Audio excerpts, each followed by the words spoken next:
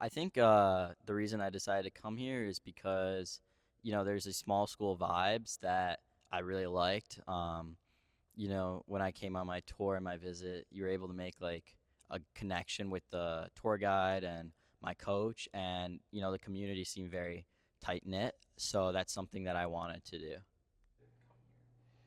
Yeah, I was looking into doing some sort of journalism, communication, something of that nature going into school. I started looking after my junior year of cross country, starting to think that I'd run as well. And I saw that this program had a great sports media and journalism school as a whole in the Jandoli, and reached out.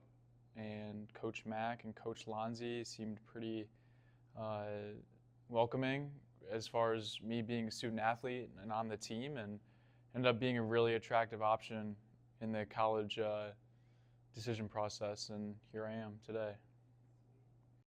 I was looking into schools for education, and St. Bonaventure was one of the best ones. I contacted the coach and I actually walked on.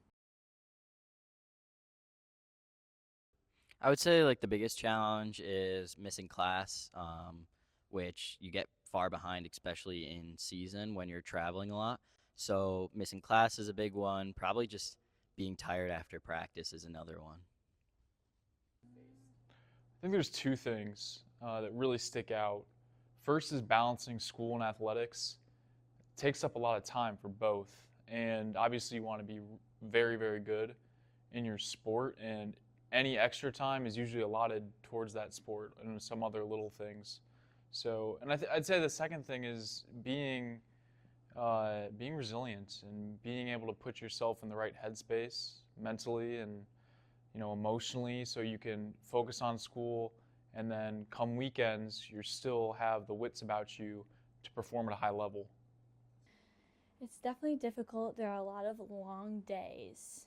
20-hour weeks feel like they go on forever. And when we're in season playing 40 plus games, school and classes, we miss a lot of them, and sometimes our grades fall behind.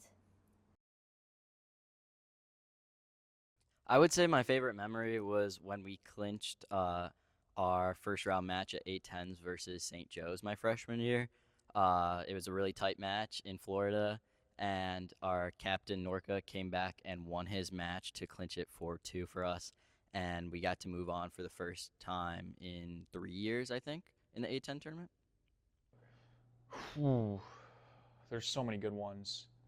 I think the best ones that I'll cherish the most are probably off the field, just whether that's being in like the weight room or in the hickey, or when we're traveling and we stop at like an Italian restaurant, we all just get to hang out, or in the hotel rooms.